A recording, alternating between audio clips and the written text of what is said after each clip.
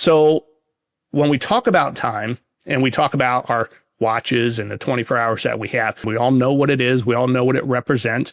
And we as humans, we like landmarks in time because what it allows us to do is take a look at where we're at that moment to maybe reset, to maybe start something. So you might be saying, well, James, what does this have to do with the 4 C's? Well, it has a lot to do with the 4 C's. There's actually 2 factors within the 4 C's that jump out at me when I'm talking about time as it relates to beginning, midpoint, and end. And that is achievement orientation as it relates to commitment and learning orientation as it relates to challenge.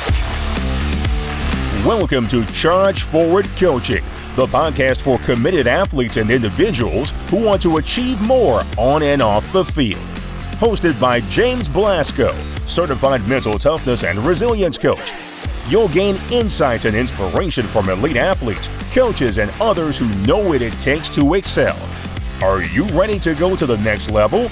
Then tune in, get inspired, and let's charge forward. Now here's your host, James Blasco. Hello and welcome to the Charge Forward Coaching Podcast. I'm James Blasco. Thanks for joining. So hopefully you watched the previous episode. I'm doing a two-part episode on time. And the first episode was on time as it relates to 24 hours within your day.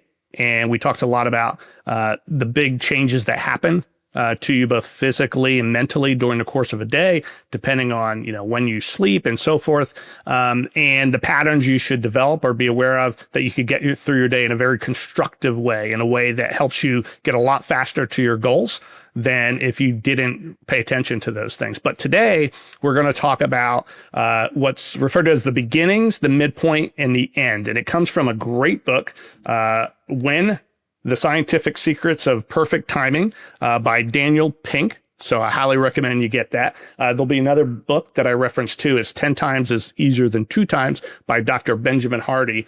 But when we talk about beginning, midpoint, and end, it could be our life, could be a project, could be a game, right, that we're in the middle of. But the most important thing about it is that these points in time are extremely relevant to the results we get out of whatever it is we're doing. You might say, okay, Captain Obvious, that would make sense. But let's take a step back and look at kind of what time is again. And in the last episode, I talked about how time is really the perception of time for all of us is different.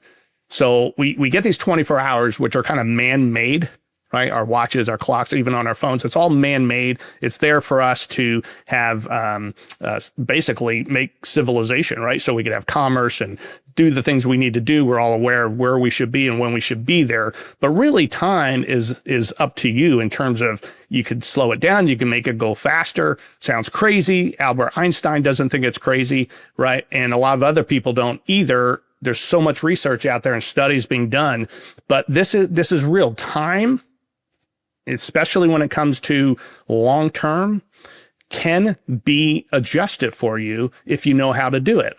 So when we talk about time and we talk about our watches and the 24 hours that we have, we really have what are referred to as landmarks in time. And that's how we kind of know what's going on and how to pace ourselves and things. So for example, New Year's Day, right? New Year's Day is a landmark in time. We all know what it is. We all know what it represents. And we as humans, we like landmarks in time because what it allows us to do is take a look at where we're at that moment to maybe reset, to maybe start something. So landmarks are really important, but you can develop your own landmarks. They can center around your birthday or an anniversary or the start of a season, a first game date or whatever.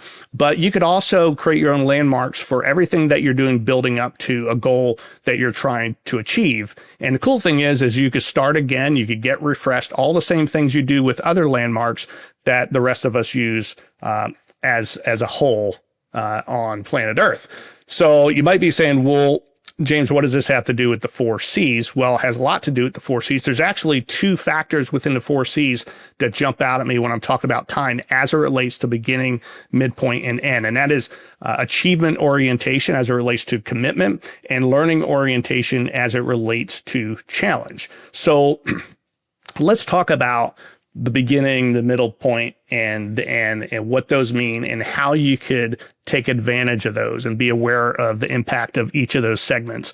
So let's talk about beginnings. You know, in the book that I just shared, 10 times easier than 2 times, Dr. Benjamin Hardy talks about your future self. And your future self is really important because that's who you want to be down the road, whatever it is that you're describing to yourself, what your goals are, what you're trying to accomplish for yourself. That's your future self. And that future self really plays a big part in your present self, because your present self has to do the things to become the future self, right? And then your present self has control over your past self. You might say, well, how's that possible? The past has already taken place. It has, but the present self has the ability to determine the meaning of what took place in the past. And if you do that properly, your present self will be in a better position to work towards being your future self, but your future self is already in the present. Gets kind of weird in there. But the bottom line is you need to be aware of where you want to go. And the reason for that is when you start something at the beginning, sometimes you don't have all of the influence over the beginning of something that you'd like to have, but a lot of times you do. So you need to make the very best effort to start whatever it is in the best way you possibly can. And one of the reasons why is, believe it or not, how you start something has a big impact on how it ends. Right? And the timing of that is really important. Again, we can't control the timing necessarily of all these beginnings that we have in our life. But regardless of what it is, you have to be aware that that moment when you start is a bigger deal than you think. So you want to be in the best position to start. It doesn't mean like if you're just starting to work out, you have to go do this, 10-mile run or something like that. But maybe you educate yourself on running. Right? Maybe you make sure you run with a partner, somebody who knows more than you do, and make sure that first run, you're learning the basics of how to run properly, right? Or whatever it is you're going to do. So beginnings are like really, really crucial, and they influence a lot of the endings that we have in our lives.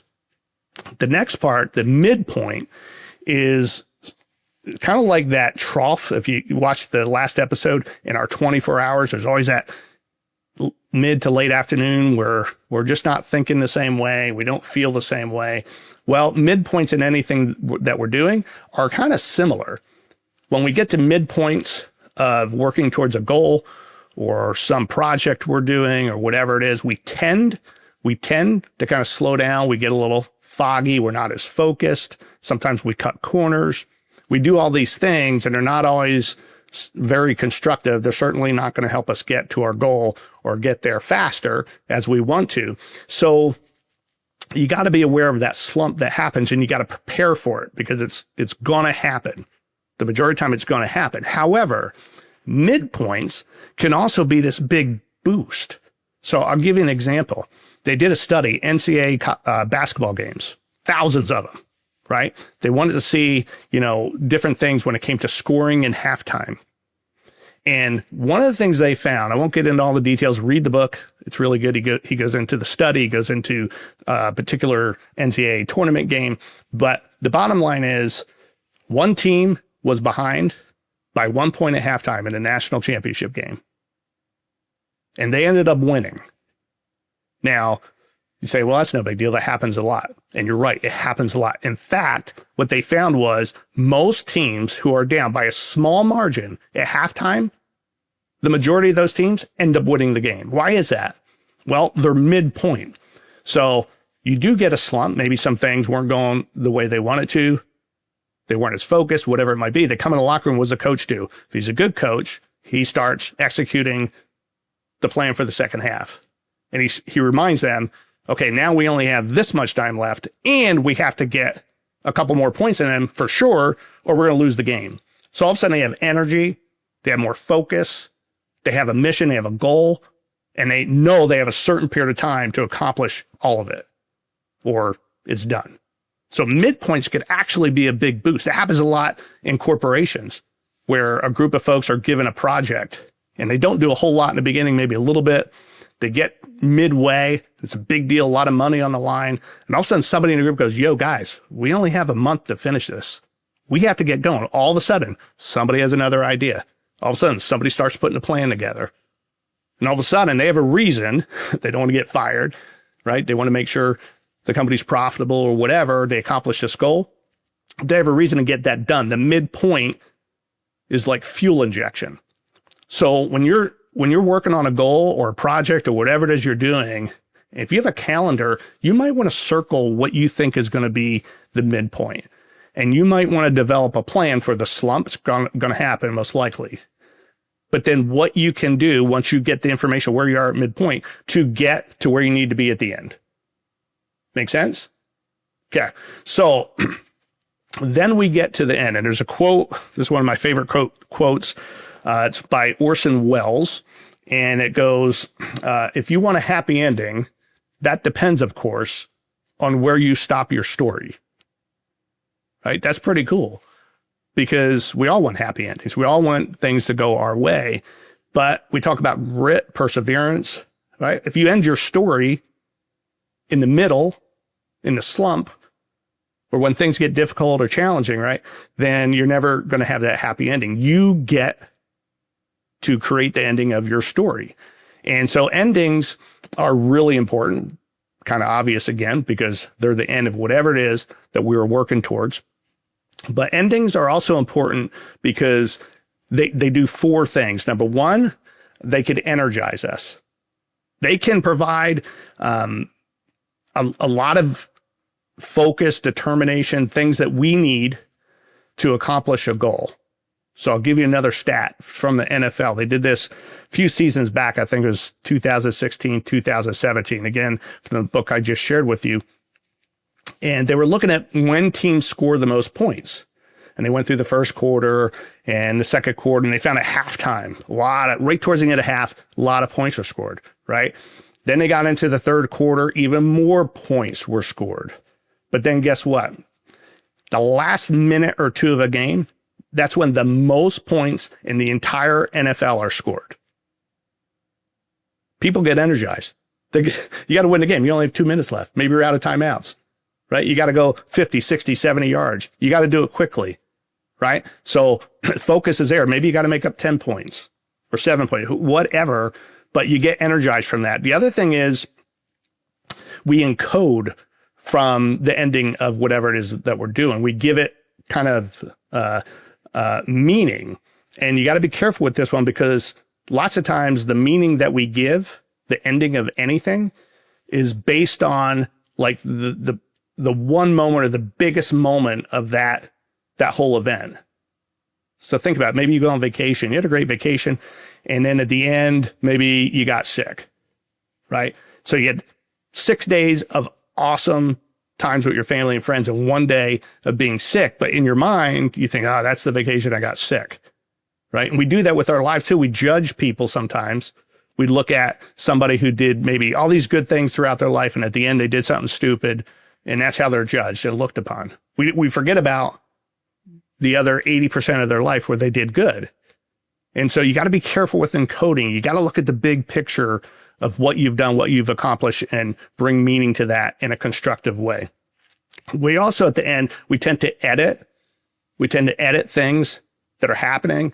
So we can, especially I'll give you an example with older folks, as they go through life, they start editing out people in their social circle.